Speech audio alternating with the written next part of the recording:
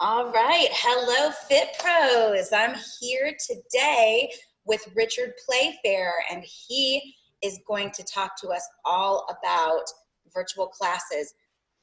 Richard is from Sweat Life Productions, and so Sweat Life Productions.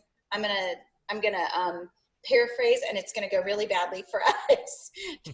Sweat Life Productions is a company that has been working with virtual workouts for a while, right, Richard? Sure. So since about 2014, I've been producing fitness video content, Thank you. and since 2016, specializing in on-demand workout production. So yes, I've been doing That that is a for quite a while. history.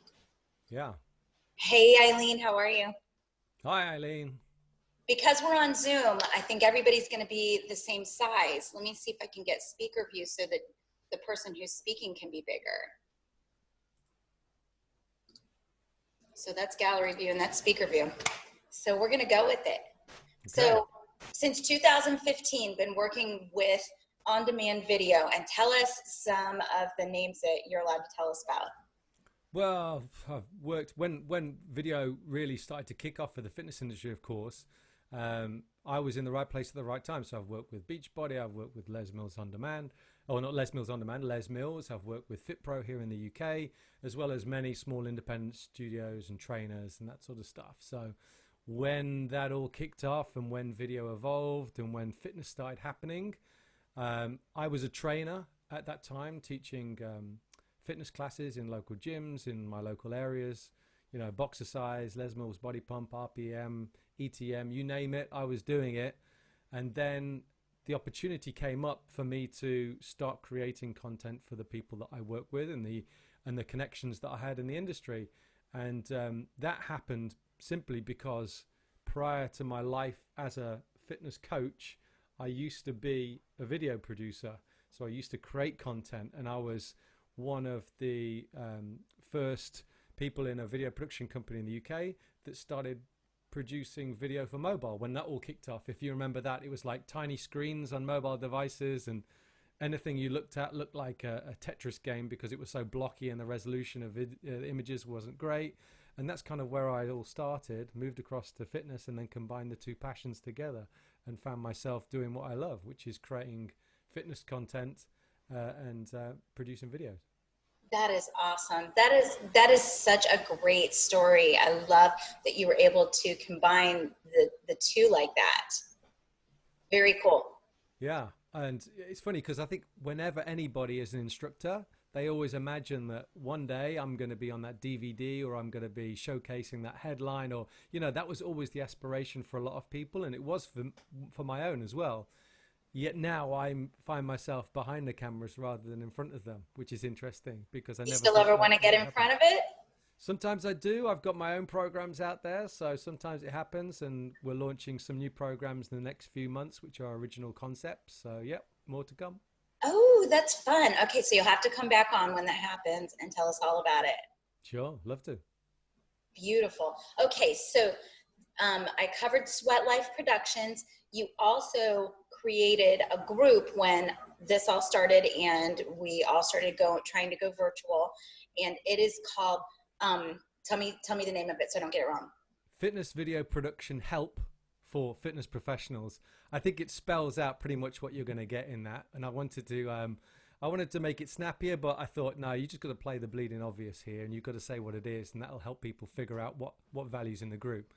So I I kicked so that agree off. with you on that. Yeah, it's not a snappy little short name, but it says what it does on the tin, right? So I set that up literally when all this kicked off because I thought, the people that I can help now are the people that I know and I'm friends with and I'm in communities with, and I understand from being a fitness instructor how unappreciated you can feel sometimes, especially when you're a freelancer. It's a very difficult and worrying job to be in a lot of the time. So I was like, well, I've got all this information. I can help these people get up to speed fast. So let's set up the group. And it just grew from there. And we're up to like 780 plus members now over the last, 4 weeks, Yeah. which is which is mind blowing to me because I've never set up a group before, on Facebook. But I knew that I could if there's any value that I could give and I could share, I could do it through this group. And the feedback's been great. It's been continually growing, and the members appreciate the time that I spend in it. I'm sure, like your members do here on your groups as well, right? And so it keeps you going, and it makes you want to help them even more. So it's so true. I was telling somebody the other day that in the first 2 weeks of us all being quarantined, I probably spent 60 hours a week just in the group talking to people. I knew I had something to contribute. I knew I needed to do it. And so I just went and did it. And I spent a lot of time online, just helping out as much as I could. Yeah. Yeah. And I found we're going very much through like an era of change now. So very early on, I know we spoke a little bit about Zoom hacking. It's very much about trying to get online, trying to make these platforms work for you better. They may not have been necessarily designed that way to work, but now we've adopted them and we're hacking them and trying to make them work. And now I think a lot of people are changing their perspective and looking at, trading less of their time for money now and looking to do more pre-recorded stuff, which is not necessarily a massive shift in the approach that you take, but it's certainly more of a long-term and objectifying solution to taking virtual fitness and taking your programs into a product form for future proofing. So I find myself, as I'm teaching my lives, the only ones that I'm doing right now are lives. And, but I do find myself thinking toward the fact that this will be accessed later, because what I find, even when I'm doing lives, Rocky says hello from California. Hey, Rocky. And Jill is here. So what I'm finding is that I'll have maybe 5 people join me live at the time that I've published that I'm going to be teaching. And then I'll have a couple hundred people join me afterwards. So by the end of the day, my video has 200 views, but they're using it as an on-demand, even though it's live.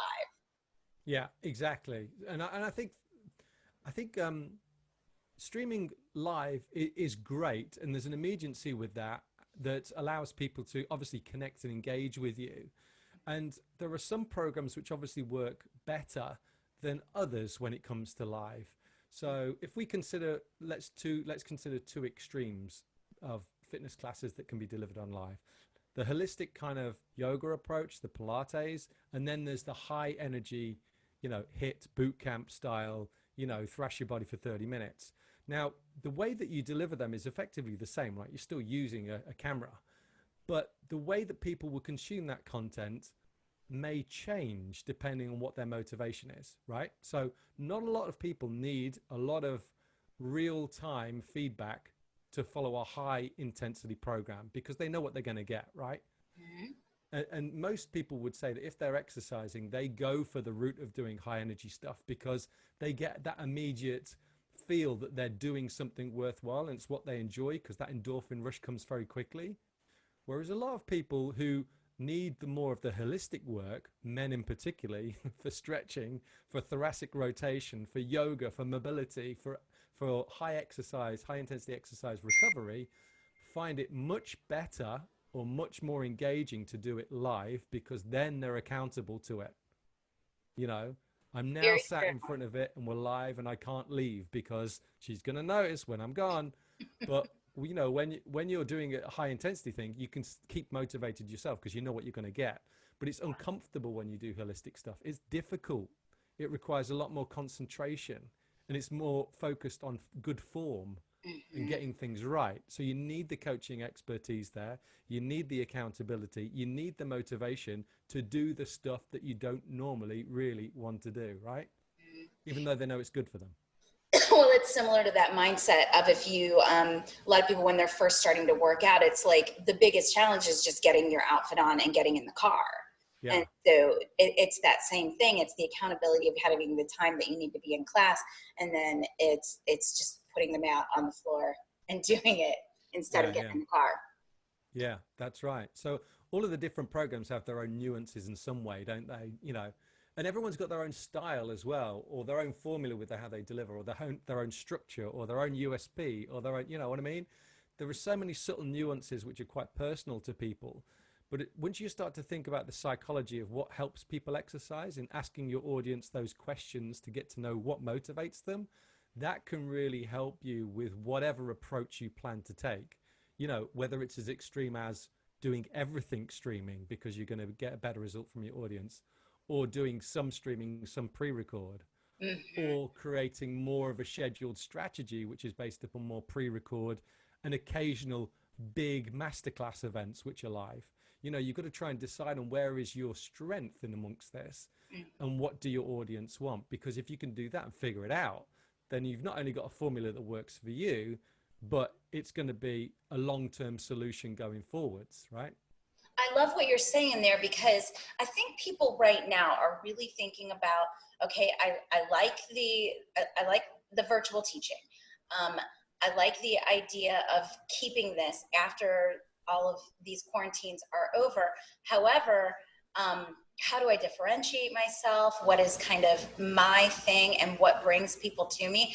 And that's a piece of it, knowing whether or not your audience wants live or pre-recorded or a combination of both can be a piece of what is going to differentiate you from the gym, or maybe not even differentiate you, because it might be a it might be that you become, sorry, I'm managing members coming in as I'm That's okay. talking.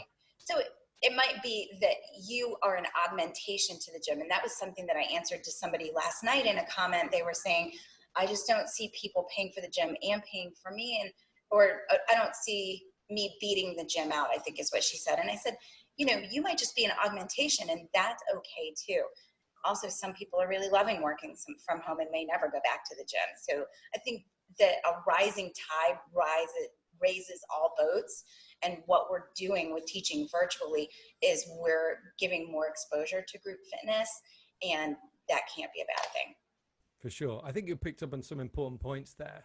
And the first one being this idea that you know, this migration online for a lot of people has been quite difficult for fitness instructors, because in the nicest possible way, I say this, that fitness classes are a pastime and they're a lifestyle choice for a lot of people from participants' point of view, right?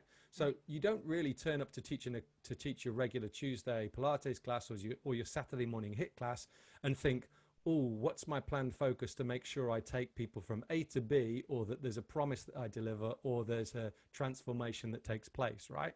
Compare that to like a dance class or a step class where you're learning a routine, right? You've no idea what it is at the start of the class, but the members have achieved something that they've learnt a routine from start to finish in that 45 to an hour class. If you're delivering like Pilates or yoga or HIIT or boot camp or circuit training, you have to start thinking more creatively now as those micro transformations. So what is this class that I'm delivering and why? So that people can appreciate and recognize that they've met that end point at the end of that session. So with holistic programs, it might be quite easy. You know, we're going to focus on opening up the hips and the glutes. So you've got more mobility, so it's easier to sit down. You've got less desk pain, blah, blah, blah, right? And people can feel that in the space of 30 minutes to an hour, right? But take that to a HIIT class. What are you going to sell it as? It's a body weight workout. You don't need anything. It's only 45 minutes long and you're going to be breathless by the end. Like everyone says that. That's what HIIT is, right? But how are you going to turn it into a USP that makes you stand out? And why is that important? Well, because if you can't articulate it, how are you going to advertise it or promote it? Okay, so Right? So tell us, for those of us who don't know, USP. so you just become, if you don't have a USP, your next sales pitch or a unique sales pitch or a unique sales product, then you become one of many, right? If you're one of many, it's very hard to stand out. And being one of many applies to a lot of things. So the program that you deliver, the money that you charge, the way that you talk on camera. If you sound like everybody else and don't stand out, you're going to have trouble reaching your target audience, because what's in it for me? That's what your audience will say. What makes you different? Why should I pay attention to you? And now that fitness instructors have got this opportunity online, it's really time to go back to basics and go, what is it that I love? Where are my skills? And where is there a need? So if you're familiar with like a Venn diagram with the 3 circles and where they overlap in the middle, that little tiny area where they all overlap, that's like your target niche, right? That's your audience. It's a small proportion of people compared to everything else out there. Yeah. But that pool of people are your best customer, and they're the ones who'll buy from you, right? So sooner you niche down, the sooner you figure out what you love to do, where your skills lie, where your qualifications are that allow you to do that, and figure out where the need is, and you can articulate that, then you're on for a winner. Well, the thing about niching down is that it's so scary for people. And I get it, because you feel like you're limiting your audience. We talked a little bit about that on a couple of the different shows for a couple of different reasons. But people tend to, we talked about it about when we talked about pricing on Monday. We said people want to come in and price really low so that they can make their audience really big, and they think that's the way to go. And then they end up with people who are never going to pay more, people who are never going to pay anything. They end up with the wrong people in their classes, people who are maybe complaining or causing trouble, rather than finding what that really small target audience is and then just charging them what the value is to them and what they can afford to pay, or what you need to make in order to keep that going. And I'm sure you've got some opinions about pricing too, but niching is scary and super important, because the smaller your audience is, that one customer, if that one customer that hears your message and feels like you are talking to them, they will buy. And then the next one customer. So I talk a lot about selling to one person, and that's what I'm talking about. You're selling to one person, then you're selling to one person again. It's the same person that you're selling to, and you've got to find that same person in a lot of different places. Yep. Well, when we get into this, because I've got some things to talk about here, and there's a really, really simple, easy way that everyone who's teaching right now can start to niche down. They can start to future-proof the content that they're making. So after a period of time, they'll have a foolproof way to niche down and sell products and specialize in these different areas without any excessive thought. Like, it's a very, very easy system. You just have to realize what it is and put it into practice.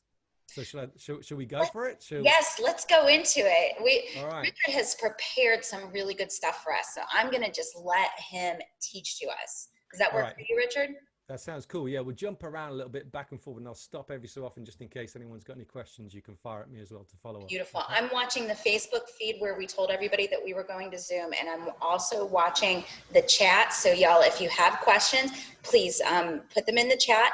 They will pop up for me. I will ask them to Richard. And of course, we're recording this, and we will stick it on the Facebook afterward. Okay, cool. I'm going to share my screen because I've got some slides here which I need you guys to see. Okay, so I'm going to share this one up. Do I need to allow you to share your screen? I don't think so. No, I can just select for free. You should be able to see it. There we go. Got it? Yes, beautiful. Okay, cool. Nice graphic. I did this presentation earlier today, and it's a bit jumbled up compared to what we want to talk about, so there might be a bit of going back and forwards, but let's go for it and see how we go from here. Let me just bring this up so I know what I'm doing. All right, cool. So in terms of live streaming schedules and checklists, like before anybody goes live with any classes, before you do anything, there's a series of bits and pieces you need to do, okay? So the first one is make sure that you're prioritizing the format that you deliver your video in and your audience experience, okay?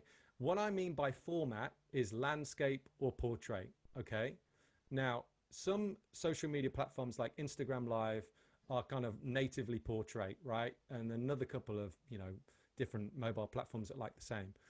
I would say if you're going to go in for this long-term, short-term, whatever it happens to be, so you're creating workouts that you're recording, which you can then host somewhere else afterwards to allow people to watch on demand or repackage, repurpose into products, you need to do your videos in landscape format, right? So just like your TV is at home. Yeah, just like your TV is at home, nice and wide, okay?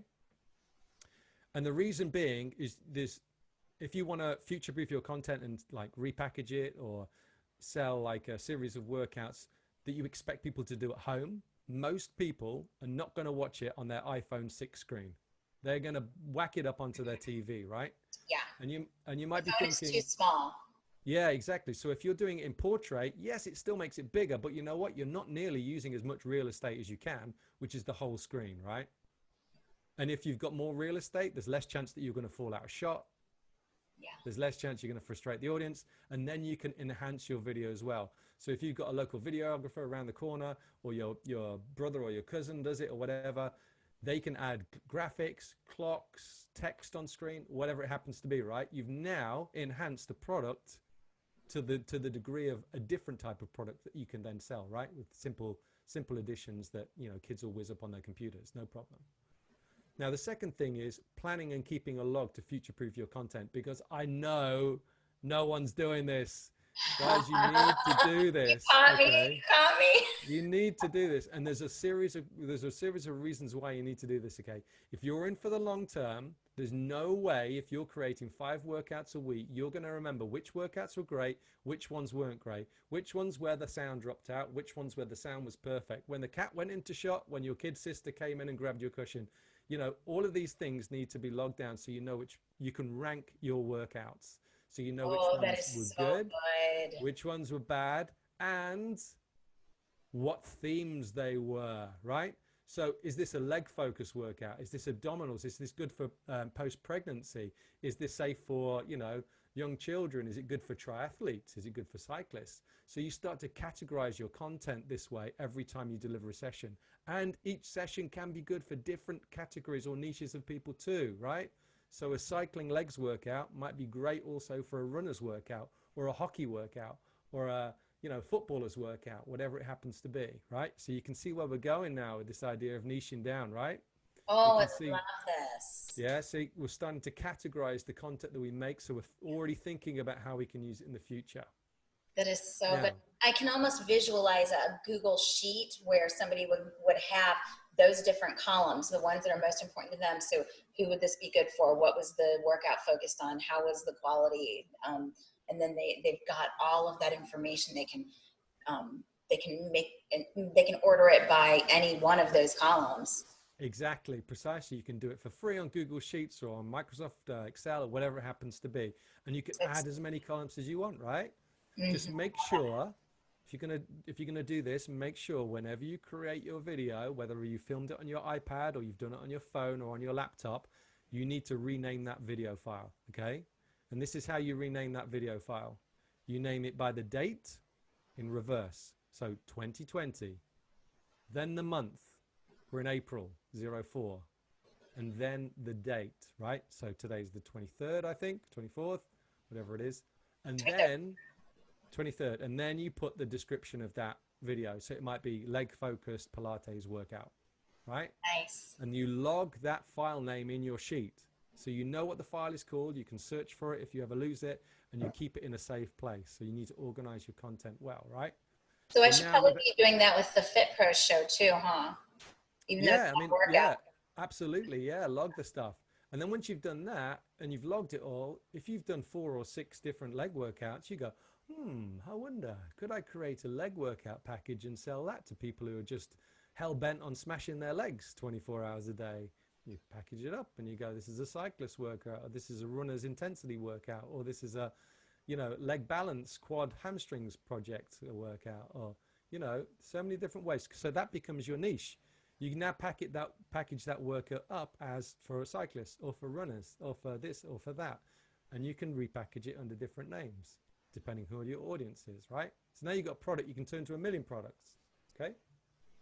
Beautiful. So before all of this, before you go live, you need to preview and promote with reminders. So what I've always done in my group is when I'm going live in my group, half an hour to an hour before, I'll do a Facebook Live in my group. And it will be quick. I'm going to be on and off before people even get a chance to sign in, right? All I'm going to say is, right, get ready in half an hour. It's that thing, you know, we're going to talk about X, Y, and Z. And by the end of it, you're going to learn this. And then I'm all out of there. And the reason why I do Facebook Lives is because everyone in the group gets a notification that I'm live, right? So they go, oh, Richard's live. Oh, I thought he was going on at 8 o'clock, but it's 7:30 now. Quick, I need to check it out. And they go and check it out and they watch it back and they go, oh, he's just warning us that it's live, but I've learned something about what's going to happen in that session. Yeah. So you might only catch 1 or 2 people that way, but those one or two people might have been those people who are going to miss you because they were caught up doing a million other things, right? Absolutely. So if you've only got 10 people and that was 10 or 20%, that's a significant difference to your numbers. And exponentially, as your numbers grow, you're going to have more people who are going to be caught up with different pieces. Yeah. So give them the opportunity and warning so they don't forget and don't lose track of time to increase your attendance rate. So you're going to see me steal that one for the Fit Pro show too.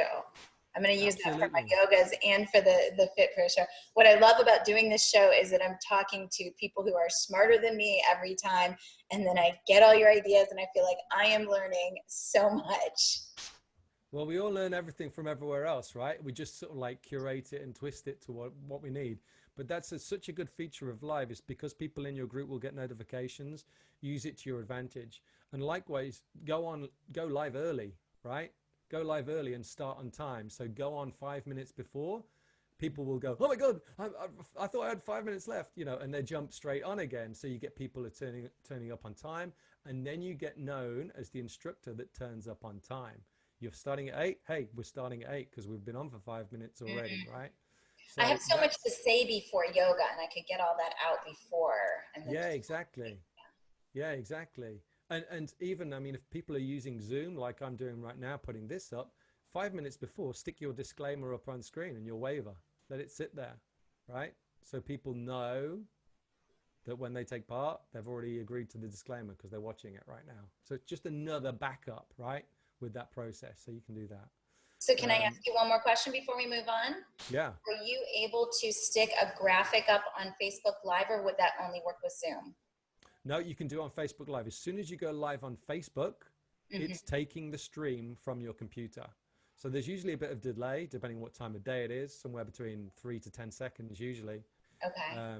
But you can change the delay also on Facebook. You can, and different platforms, so you can enhance that delay if you want longer. But no, as soon as you go live from your computer and stream, when people view your stream, you can have your graphic up there. So rather than seeing my video, I have it see my screen. Yeah. Oh, we've got a visitor. There we are. Say hello. Oh, there we go. Hello. How are you? It's almost bedtime for you, isn't it? It's almost bedtime, isn't it? And for Amandine. And for Amandine. Yep, I'm outnumbered. 3 girls to 1 in this house. Okay, I'm going to talk on the phone a bit more, okay? You go and see Mummy? Yeah? All right, see you later. Right. Short cut to adverts, that was, I think, wasn't it? That was cute.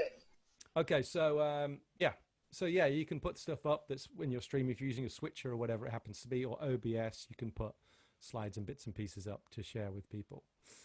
So that was go live early and start on time. Next, edit your workout descriptions and remove friction, right? So let's say we've gone live 5 minutes early. When people watch your video back on replay, because we've recorded and posted straight to Facebook Live, for example, they're going to get 5 minutes of waffle or just screen lock at the start, right?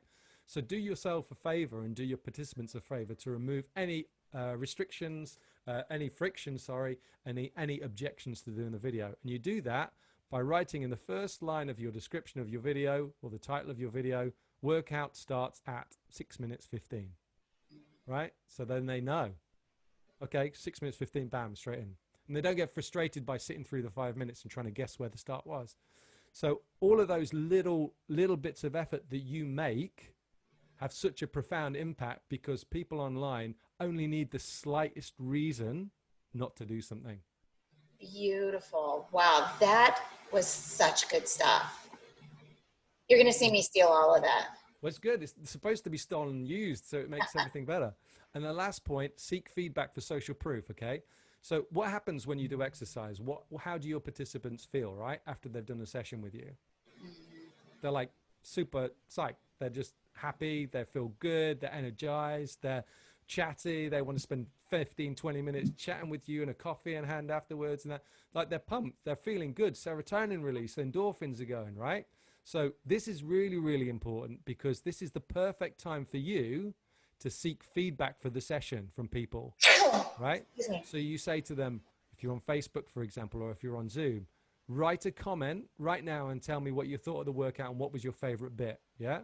And when they do that, what do? You screen capture it, you snip it, whatever, and you stick it into your folder for that workout for all your social proof. Why is that important? Because when you sell your workouts and package your products, you're going to take those are testimonials, those endorsements that map directly to that workout, and you're going to use it in your ad copy, you're going to use it on your posters, you're going to use it on your landing pages, whatever it happens to be, right?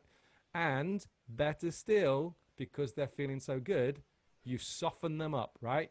You've done you kneaded the bread, you've warmed it up, they're ready to go. And if you've read this book, which is called Influence by Dr. Robert Cialdini, one of the principles of persuasion is reciprocity, right? You do for something for somebody, and what do they want to do? Something for you, right? So that's why it's so easy to get the testimonials out. But if you're starting to bridge that gap right now of trying to ask people for money or donations, when do you do it? Definitely before, certainly afterwards, because now they want to give you something in return. So I love that so much. That is a concept that I'm really struggling with because I'm going to say that I structured my virtual classes badly. I started off doing them free, and it's really hard to bridge from free to paid. So I've been asking for PayPal donations, #FitnessWorks. In the spirit of FitnessWorks, I've been asking for PayPal donations. And so my workouts will get a couple hundred views, and a lot of those are instructors coming in and seeing what I'm doing because I'm talking about the microphone I used or stuff like that. But out of that couple hundred views, I've only gotten 4 donations. So donations is a bad structure, but I have been trying to figure out how to bridge that gap. When's the best way to ask for it? What's the best way to ask for it? Should you ask for it in several places, that sort of thing. Yeah, I mean, now we're a month into this. I think the best thing, I mean, you're not completely disadvantaged if you're offering all free at the moment. You just have to be fast and organized to start niching down and creating your products now, right? So you can step them up. Because what is free, really? What does the word free mean? Charity. It just means say again? Charity. Charity. Eileen's commenting and she's saying that donations are for charity. Yeah, that's right. I heard that before on one of your previous the broadcasts that you did, and it's absolutely true. But what does free suggest? Free suggests that there's something better out there that's worth paying for, right? So if you're not the one positioning your product as the better thing that you offer that's worth paying for, somebody else is, right? So if you're not first to put your offer out to them or make them aware of what could be out there from you to help them better, and if it's this good now and it's free, imagine what the paid stuff's like. That's where your advantage is, right? If they're coming to you now and they're appreciating you now, then imagine how good it's going to be when they start paying for it. Good stuff. So true. I like that point. So I'm going to rephrase that so I remember it. What you're saying is that when yours is free, you're implying that there's something else better that's worth paying for. Yep.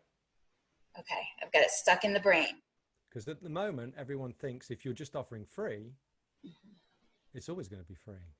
So even if you don't have anything prepared now, even if you don't have an archive, even if you don't have a catalog of videos stored away and logged on a sheet, you can start to plan that now, and you can start to plant the seed.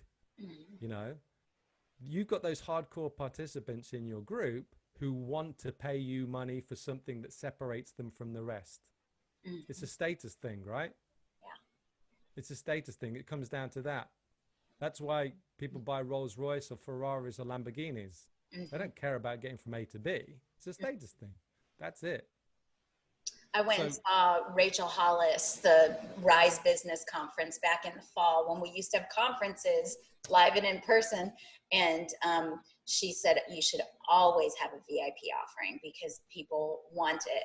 And she said, look at how many people bought these VIP seats. And I know because I had seen on the website that the VIP seats were $3,000 and it was the entire floor of the North Charleston Stadium. Yeah. That's it. People want to pay it. They want to see themselves as different to everybody else, and it's wrong to think that because you only hear the bad stuff, right? People suffering, people with not a lot of money, people struggling. Why? Well, because the people who don't want to broadcast it.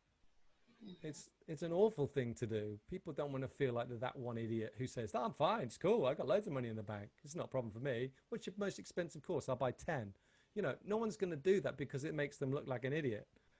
But they are out there. People are happy, people are comfortable. We've got the financial system is in place to support people now. It doesn't support a great deal of people. They're not perfect, true. But you've also got to realize in this day and in this situation that the pivot means that your perfect customer might change as well, and it doesn't mean you should let go of them, because if you've got an audience now who are your free audience and you've got a free group for them, that's great. That's your low-hanging fruit, right? They are the people that you can nurture over time, and they might be sitting on the fence. They might just need a little push, to go on, try it. And if you don't like it, you can always cancel after a month. Some people just need that. And it can come down to a simple thing as, sending a personal message to someone.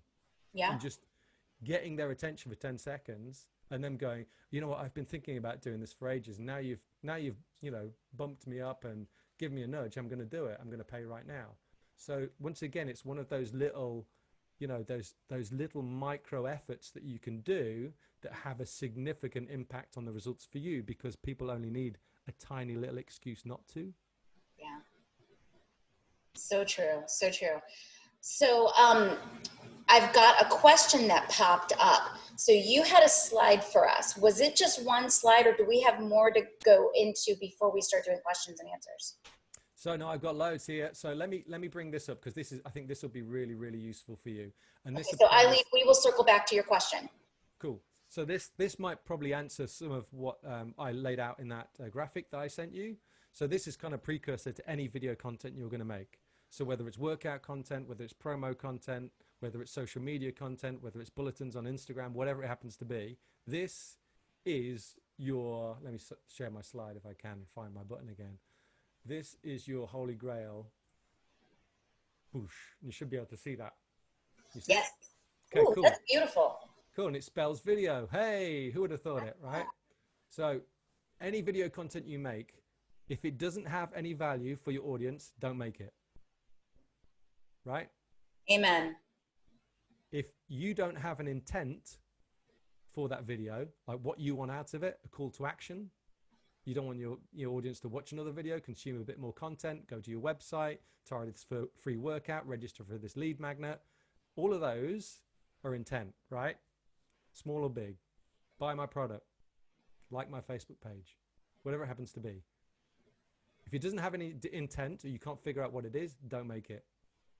Distribution. If you don't know how you're going to distribute your video, how you're going to reach your target audience, don't do it.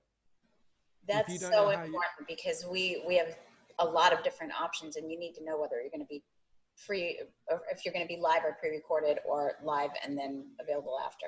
Yep. And the best way to figure that out for distribution is what is easiest for your audience, right?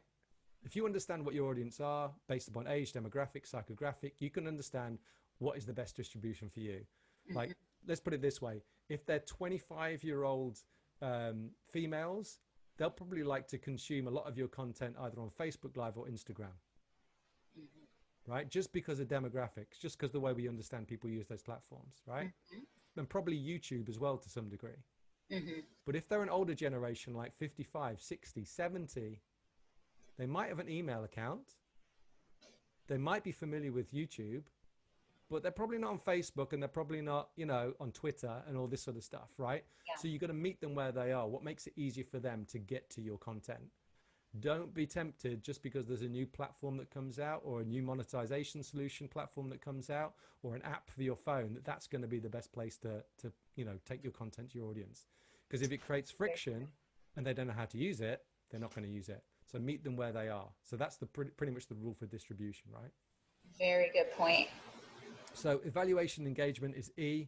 If you don't know how you're going to evaluate the success of your video, or how much engagement you're going to get, so you can tell whether it's the sort of content people want, don't make it.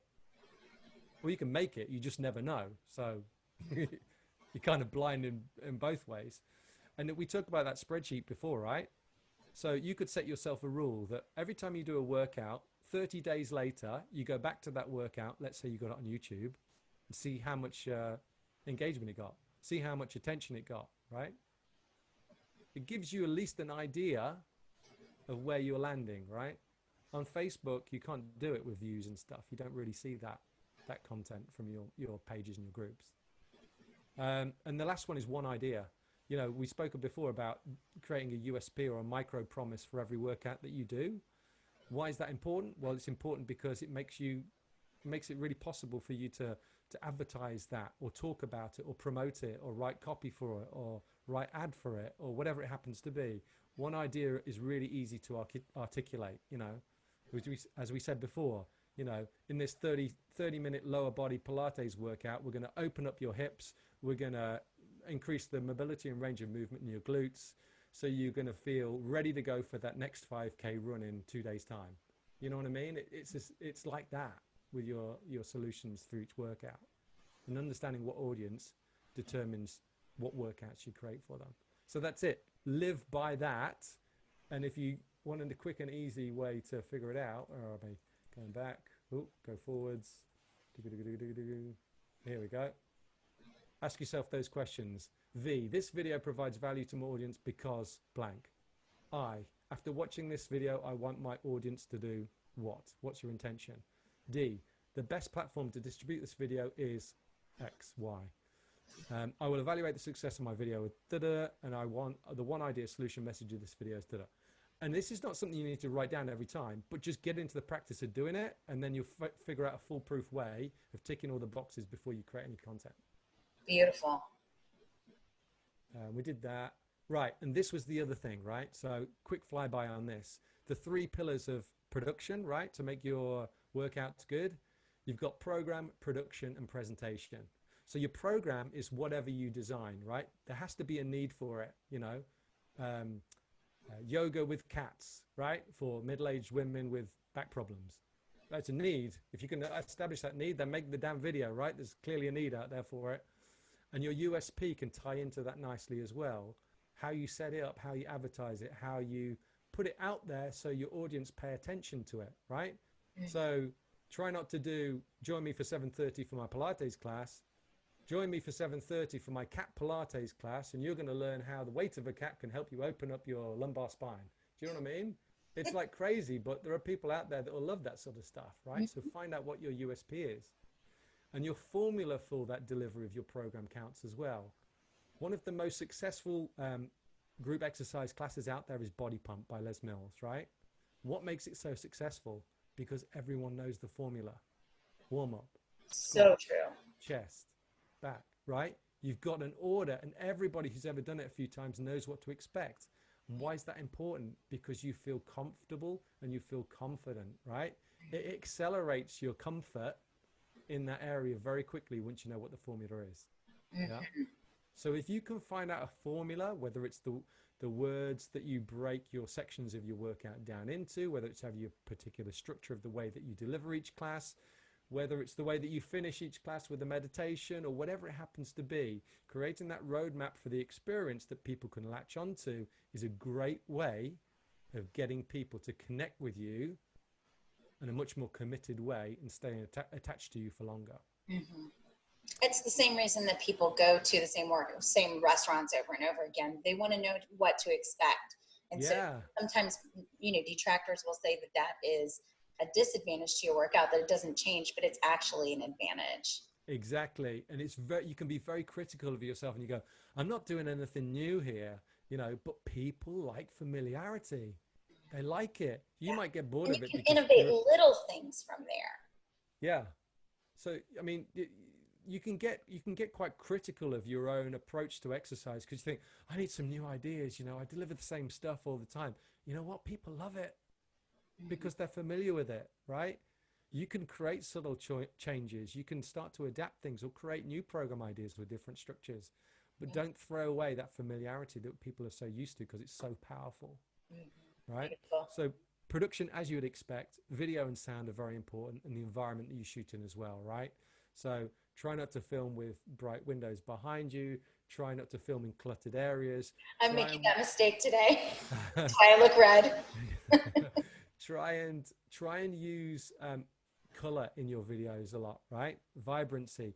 There's a strong tendency for people to always wear black, but when you've got someone in black on camera, it's very difficult to tell distance with black, right? If you're moving in two different directions at one time, like a lunge, and then your arms are going in a different direction, for example, opening the chest, it's very difficult for people to see depth or range of movement when you're all wearing black, right? So helping to wear color is a better way through contrast and tone of color to allow people to mirror you better, okay? So that sense of achievement, because people can see what you're doing more clearly, they're more likely to be able to mirror you better, therefore feel more capable of what they're doing, more confident, and then they'll feel like they've achieved more, and then they'll come back for more, right? I love that. That's really good. So last one, presentation. Consistency we spoke about before. So setting up your sessions, being the person that always comes online early, being known for the person that has a formula, being known for the way that you deliver, the words that you use. Maybe you've got signature phrases, right? When I taught, I always used to say, nice one, guys, or good job. You know, everyone used to recognize me as the guy who always said good job. And I didn't know I said it that much, right? But people pick up on it. So these sort of things can be good, you know, use them to your advantage and find your formula for your own personal delivery to create consistency there, familiarity once again. Camera confidence comes with practice, but being comfortable in silence, right? So letting the music breathe. And if you find yourself talking too much, like I'm doing right now, I'm not leaving any room for a breath, is to imagine what you're going to say before you say it. So you say it in your mind, then you say it. Then you think of the next thing, then you say it. So it paces out, right, what you're saying and gives more air. Because if you talk all the time, like I'm doing now, people never know what's important to listen to, right? You need to let the most important things land with word economy, right? And one of the best things you can get out of the habit from, which is not easy to do, right, guys, next we're going to do this, and then next we're going to do that, and we're going to do this, like you're talking in the future tense, right? And it goes against how people are experiencing what you're doing right now because they're living in the present, right? This is a subtle thing. So if you use word economy and just direct very succinctly what they're going to do, take your feet hip width apart, toes slightly turned out, butt goes back, squatting down to knee level, coming back up. Like that's really clear and concise to understand and hear, right? And then you layer on your coaching on top of that afterwards. Like, what does it feel like? You know, what's the fatigue getting like now? And that's an important thing, is relating back to your users, because you don't have that energy to bounce off because they're not in the room with you, is to concentrate on imagination and feeling. And that creates a real good connection that sets your pace, that fine-tunes your coaching, and also gives you the refocus to give you that camera confidence. Beautiful. Beautiful. As you guys can tell, Richard is absolutely a wealth of information, and that is why he has jumped into this conversation with both feet, started the group Fitness Video Production Help for Fitness Professionals. Did I get it? Got it. And he started that on Facebook. Richard is UK based. A lot of the instructors are UK based, but I've seen a lot of my friends and US based instructors in there as well. Yeah, that's true. I've been surprised. I mean, I did another presentation like this with Shift, which is another group who deliver like high intensity interval based workouts as well as resistance based workouts, and they're establishing some new step programs now, meditation and holistic programs as well. So creating a whole wraparound 360 solution for fitness instructors like a lot of people.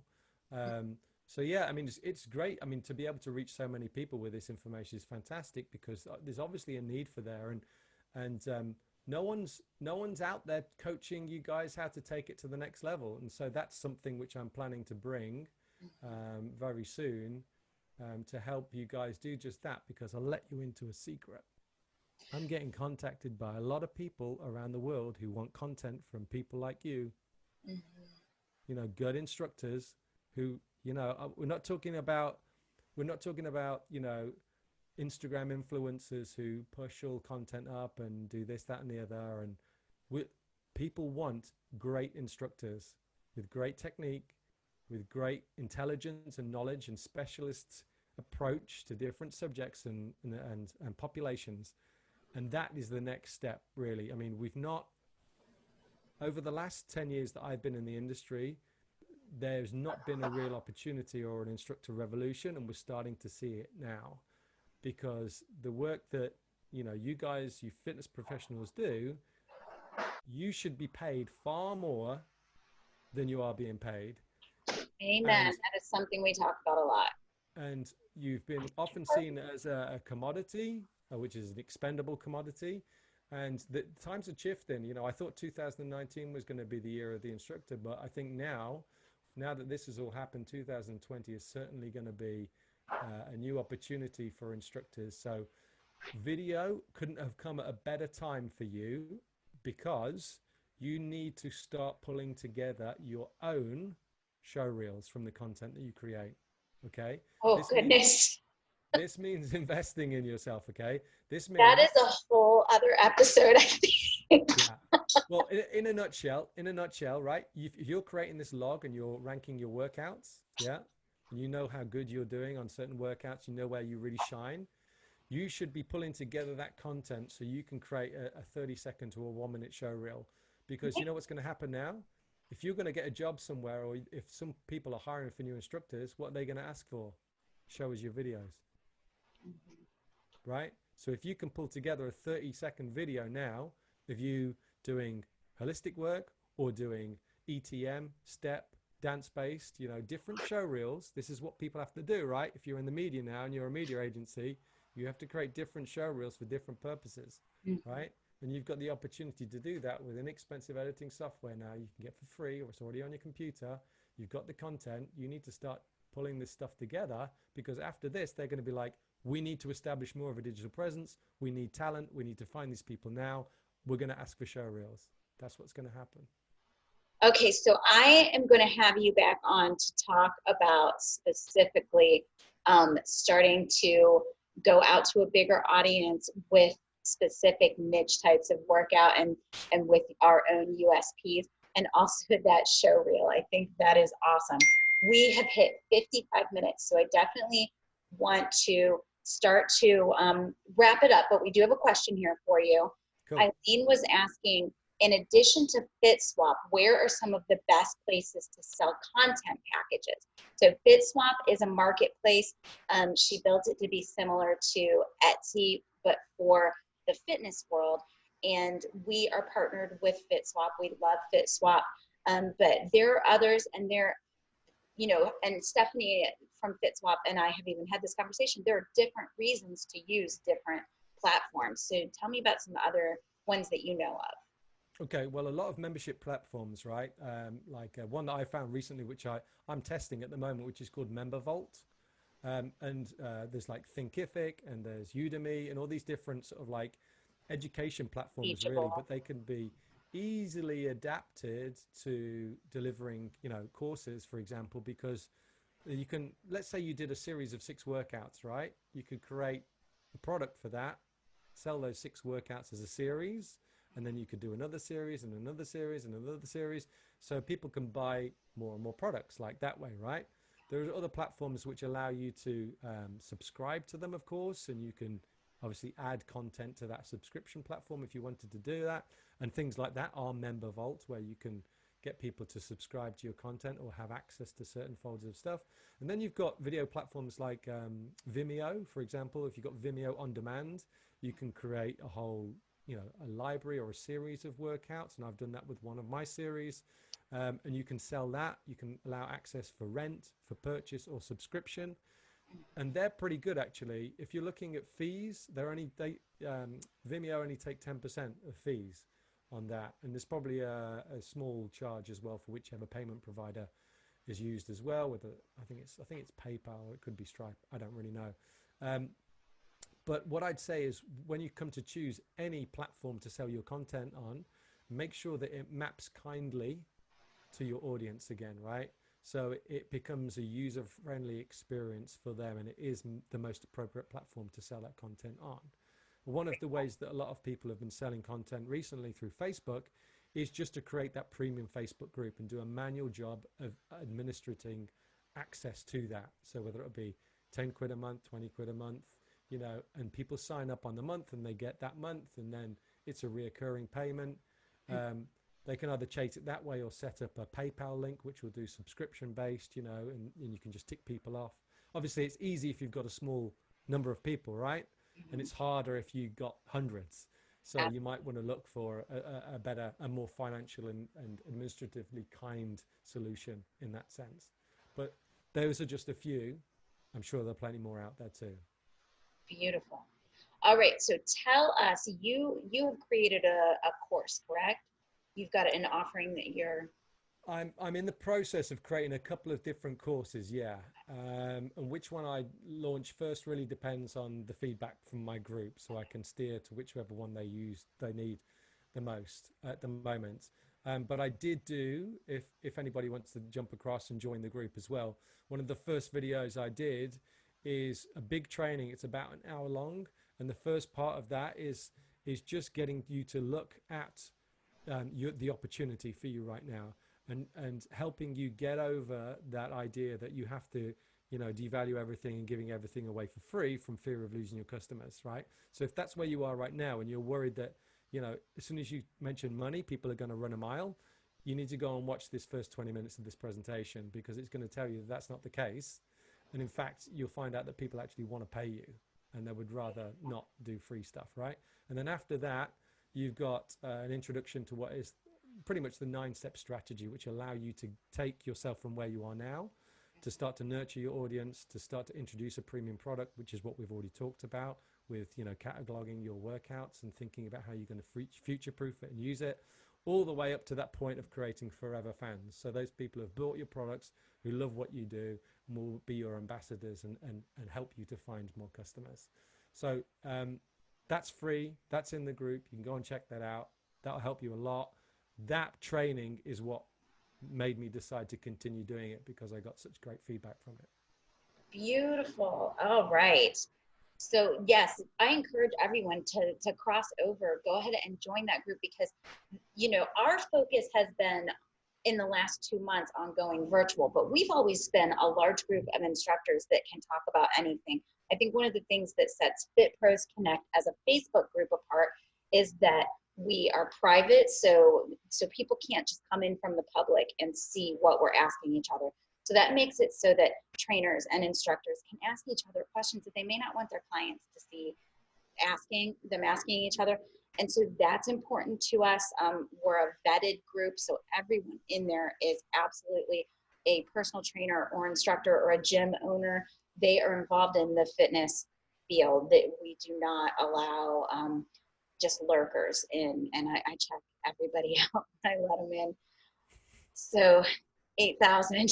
It's been quite a journey. Yep. I do have Erin that helps. Erin is a member of the group, and she has just volunteered her time for a long while helping me vet everybody, but everybody's vetted. And so I think our focus has been just in the last 2 months getting everybody virtual and helping with that. But your focus really is around video production, and not only just how do you get online, but how do you queue, how do you get that value proposition written, how do you get yourself out there. And so it's going to help everyone as we continue this conversation to start to make some money and get paid. Fitness works. That's it. Now, there's 2 things I want to leave with you quickly, which I think is going to help. And I'm going to send this first one to you so you can post it in your group. Please. And then it's a reference for your members to use as well. So let me just share my screen again with you quick. This one, bang, you should be able to see that right now. Got it? Future-proof live stream setup for fitness instructors. I saw this. This is good stuff. Yes. Cool. So I'll send you that a copy. You can whack it in the group, and then people can figure out the best way that they want to do stuff. That applies to doing recorded workouts as well, of course, so you don't have to go live with it, and that'll really help you. The Zoom, I tell everyone, the Zoom hacking era is coming to an end. Yeah, it's Oh, done. what are you saying? I'm not going to be able to do my Zoom meeting with my two angles? No, no. What I'm saying is you've done an amazing job of sussing that. I thought that was so cool. But from someone who comes from a post-production point of view, and you know, from this idea of helping people future-proof their content, enhancing their workout experience, the live one, keep doing it. Stick 13 camera angles in there and hide one underneath the yoga mat. You know, do everything. Make it good. Make it signature for your workout, your users. But remember that Zoom wasn't designed for this purpose, right? And not only that, you know, start to think more objectively about the content you're creating. It's not throwaway. Your skills don't deserve to be thrown away and terminated, right? And especially if you're using music at the moment, which is only temporarily licensed online, be aware that when that license runs out, guess what? You can't use that content anymore. Yep. So make a decision. Are you going to use music or not? And if you are, then it's time to think of more of a, you know, a longer lifetime solution than that. So that's the first thing I wanted to share with you. The I second love thing, that. I can't wait to share that with the group. They're going to love it. so the second thing is this, which contradicts probably everything you've ever been told. Don't think big, think small. And the reason I say that is most people are working in communities right now, right? But with the prospect of jumping online, everyone's like, oh my God, I'm going to build an audience of thousands. I'm going to know everyone from all around the world. They don't know you, right? But guess what? Having proximity and being close to people in your community where people can recognize you. I'm going to say a very American thing now. When you're going out to get your groceries, because we say going shopping. You guys say go and get groceries. Do you say buggy or cart? Trolley. So don't think big, guys. Think small, right? Because your closest audience are probably your best audience, because those are the ones you want to drive from your social media into your live classes, right? Those are the ones that you can get to sign up for a year and have the best experience with you, because you know they live around the corner from you, friends for life and all that sort of stuff, right? So when it comes to YouTube, your best customers are local, more likely than not, right? So don't neglect them. So your opportunity now is this: use YouTube to dominate your local area for search, and do this today. This is the challenge I'm going to set all of you. Type in whatever profession you do and whatever area you're in, right? Say Pilates in Connecticut, something, or I don't know the small towns in Connecticut, but you know, whatever it would happen to be, free Pilates workout from studio in area, or best HIIT workout in area, right? Type these in, see what comes up. I guarantee you will have the opportunity to create a video and rank for that search term in your area. So good. Because guess what? People are going to YouTube when they come to your area and go, oh, I wonder what the best HIIT class is around here. Let me type in. Right? Yep. And what comes up in Google search? Videos. Oh my gosh, so good. And on top of what you said, YouTube is the second largest search engine on the internet. So most everyone knows that's watching, I own a local search engine optimization agency. That's been my bread and butter for the last 6 years, and I've been doing websites for 20 years. And YouTube is the largest search engine besides Google. A lot of people go to YouTube and use the search in YouTube to find anything that they need. Exactly. 80% of research is done before they even talk to you, right? So they've already decided, right, before they've even spoken to you that they want to buy or not. So people are researching you right now, and if you're not making it easy for them, you're making it hard. So yeah, get on YouTube. You've got a real opportunity there to establish yourself as a local expert and stand out. Love it.